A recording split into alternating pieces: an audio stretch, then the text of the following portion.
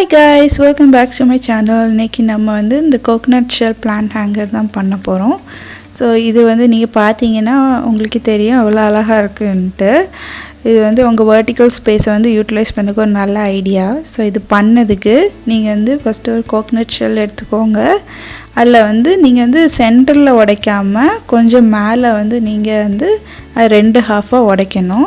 இது உடைக்கும்போது நீங்கள் பார்த்தீங்கன்னா இந்த கண் வந்து கீழே இருக்கணும், இந்த தேங்காயோட கண். அப்போ தான் வந்து அந்த ட்ரைனேஜ் ஹோல் போடுறதுக்கு ஈஸியாக இருக்கும். ஸோ இப்போ இதை வந்து ரெண்டு ஹாஃபாக உடைச்சாச்சு. இப்போ பார்த்தீங்கன்னா உங்களுக்கு இந்த லென்த்து ஜாஸ்தியாக இருக்கும், அதனால் உங்கள் செடியோட ரூட்ஸ் உள்ளே போகிறதுக்கு ஈஸியாக இருக்கும். உள்ள எல்லா இதையும் வெளியில் எடுத்துடலாம். எடுத்துட்டு இந்த கண்ணில் வந்து நம்ம வந்து இப்படி போக் பண்ணாலே உங்களுக்கு ஹோல் விழுந்துடும்.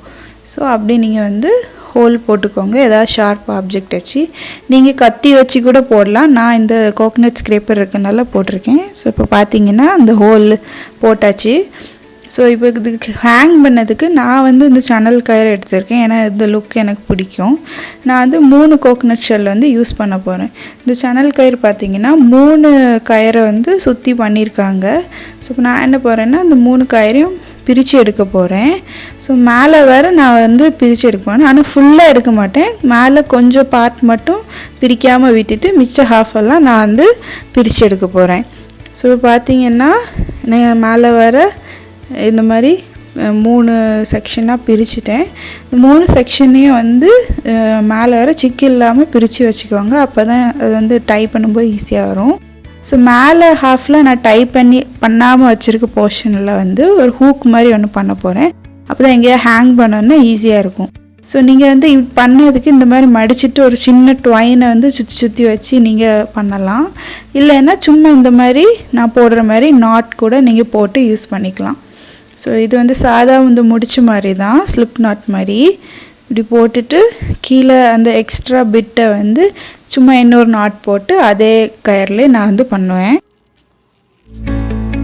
ஸோ அப்படின்னு பார்த்தீங்கன்னா அதிலே இப்படி முடிச்சு போட்டு இழுத்திங்கன்னா உங்களுக்கு வந்து தெரியாது, ஏன்னா அது சணல் கயர்னால அந்த லூசண்ட் வந்து அதிலே மறைஞ்சிரும் உங்களுக்கு.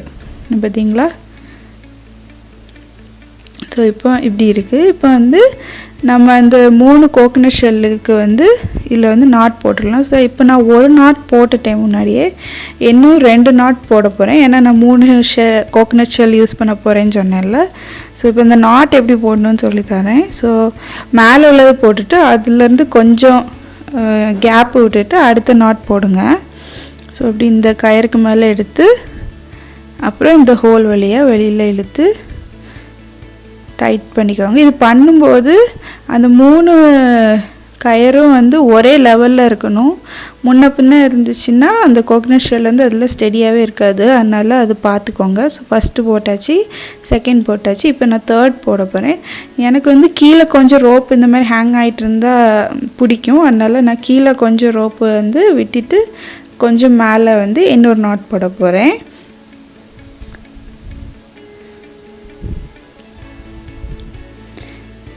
பார்த்தீங்களா, கொஞ்சம் இது மட்டும் ஹேங் ஆகிற மாதிரி வச்சுருக்கேன். ஸோ இப்போ 3 நாட் போட்டாச்சு. இனி நம்ம வந்து அதில் இந்த கோகனட் ஷெல்லை வைக்க வேண்டியதான். ஸோ நான் போட்டாச்சு. ஸோ இதில் வந்து அந்த கோகனட் ஷெல்லை வந்து நம்ம போட்டுடலாம்.